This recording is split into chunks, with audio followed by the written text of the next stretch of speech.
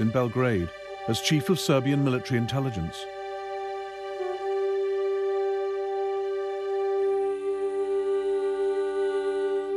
In the spring of 1914, Major Voja Tankasic, also in the Black Hand, walked into his office with a question. I've got some Bosnian youths pestering me. These kids want to pull off some great deed at any cost. They've heard that Franz Ferdinand is coming to Bosnia and have begged me to let them go there. What do you say?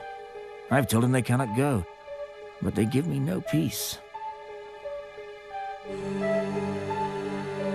Franz Ferdinand was going to Bosnia to observe the Austro-Hungarian army's maneuvers in the hills outside Sarajevo.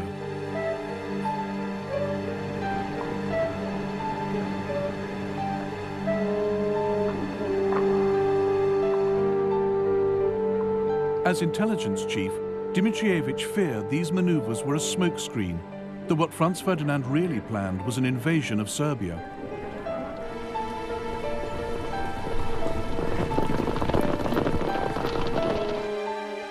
As leader of the Black Hand, he believed anything that destabilized Austria-Hungary was good for his beloved Serbia. Princip's plan to murder Franz Ferdinand suited him perfectly. Fine, he said. Let him go.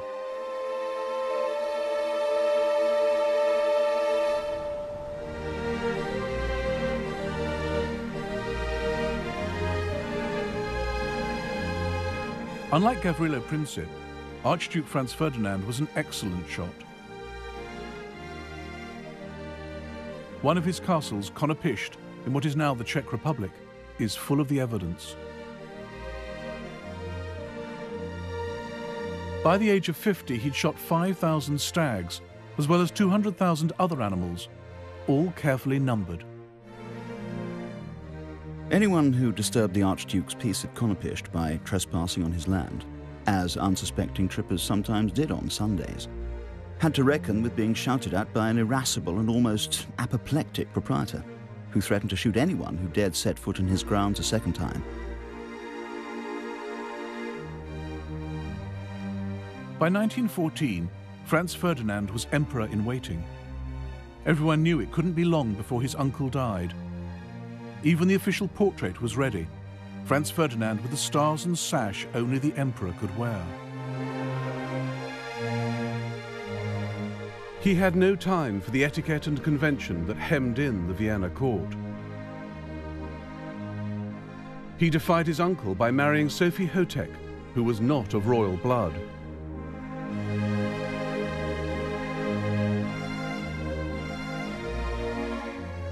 The most intelligent thing I've ever done in my life has been the marriage to my Soph.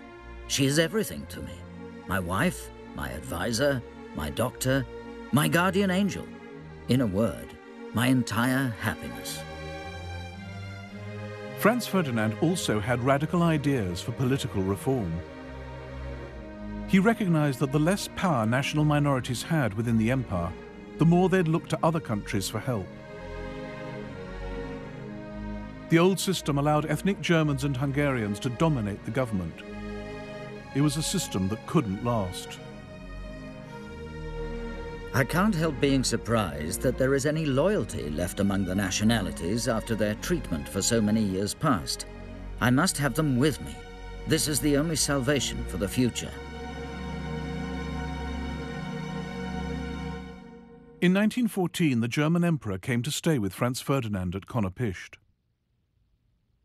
The Kaiser had a simple solution for dealing with troublesome national minorities. The Slavs are born not to rule, but to obey. This must be brought home to them. And if they imagine they can look to Belgrade for their salvation, they must be cured of this belief. But Franz Ferdinand had a better idea. He thought political reform was the best way to keep the multinational Austrian Empire on its feet and protect his own future as emperor. He had this map drawn up, showing how the Habsburg Empire could become the United States of Great Austria. Above all, Franz Ferdinand wanted to avoid war in the Balkans. One night, he made a toast after dinner. To peace. What would we get out of war with Serbia? We'd lose the lives of young men, and we'd spend money better used elsewhere. And what would we gain, for heaven's sake? A few plum trees, some pastures full of goat droppings, and a bunch of rebellious killers. Gavrilo Princip crossed the border from Serbia into Austria-Hungary here at the Drina River. He paddled out to Isakovic Island, where there was a Serbian guard post. The soldiers helped him wade ashore into Bosnia.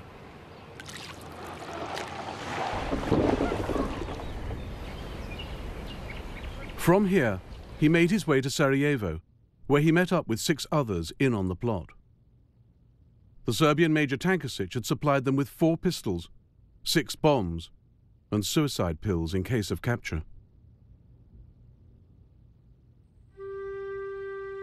They were already in Sarajevo when Franz Ferdinand arrived outside the capital on the 25th of June.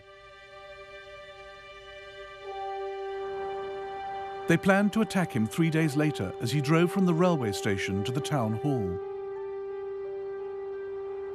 One would be stationed at the first bridge on this road. Princip and the others would cover the rest of the route.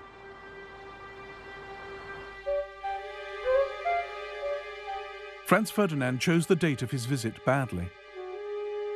Sarajevo was decked in flags for the occasion, but the 28th of June was Serbian National Day, a natural focus for hatred of the Habsburgs, as the Serbian ambassador to Vienna warned. This will cause much discontent. Some young Serb might put a live round rather than a blank in his gun and fire it. Therefore, it might be good if Archduke Franz Ferdinand were not to go to Sarajevo. But the Austrians laughed off the ambassador's fears. On the morning of the 28th of June, Franz Ferdinand and Sophie arrived by train in Sarajevo. Despite the warnings, security was light. No soldiers lined the streets, just a handful of policemen.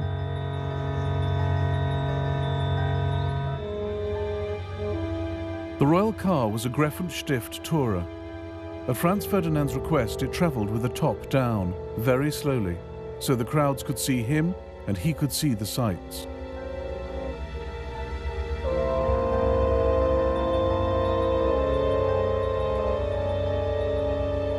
As the procession passed the first bridge, the conspirator there threw his bomb. Sitting opposite the royal couple was Oskar Potiorek. The explosion came immediately after the Archduchess's cry to drive on quickly. I was sure no damage had been done to our car, and the Archduke commented very calmly, "I've always thought something like this might happen." The bomb had bounced off the car, exploding behind it and wounding 2 officers and some onlookers.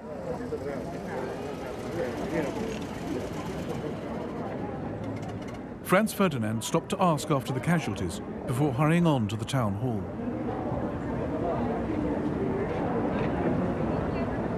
There, the mayor of Sarajevo began his official welcome speech.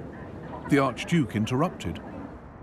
Lord Mayor, what is the good of your speeches? I come to Sarajevo on a friendly visit and someone throws a bomb at me. This is outrageous. So far, the young Bosnians' plans had gone badly wrong.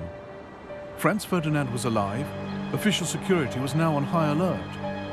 Gavrilo Princip turned to go home, stopping on the corner of Franz Joseph Street to buy a sandwich. Then his luck changed. Franz Ferdinand had left the town hall. He should have been driven straight along the river, travelling too fast to give any other assassins a chance. But his driver took a wrong turn at the corner of Franz Joseph Street.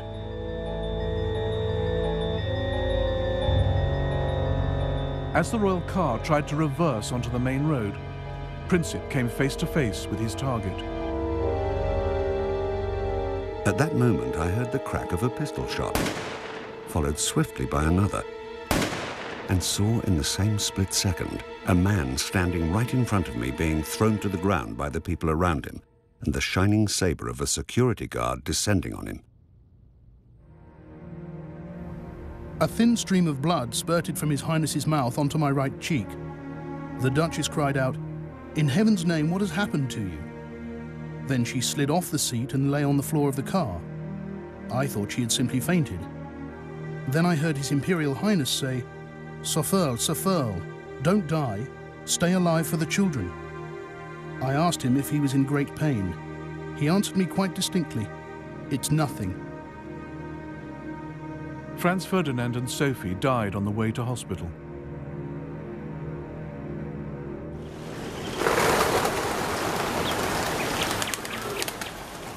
The people of Sarajevo didn't know that a clutch of Serbian army officers had secretly sponsored the assassination.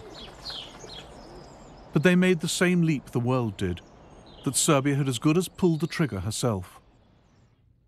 The pro-Austrian element in the crowd went wild.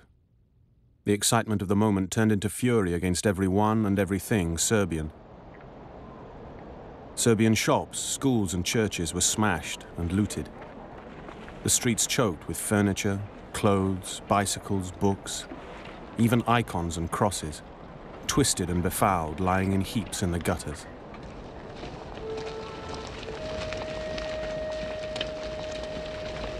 Over 200 Serbs were arrested in Sarajevo alone.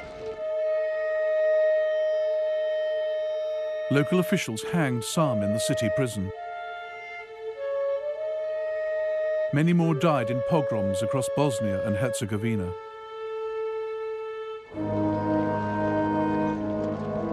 The funeral of Franz Ferdinand and Sophie was held in Vienna on the 4th of July. Oskar Potirek had already written to the Foreign Ministry, calling for Austria-Hungary to take revenge against Serbia.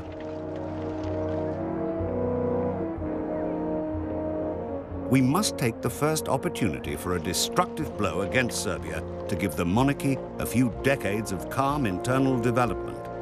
Serbia must learn to fear us again.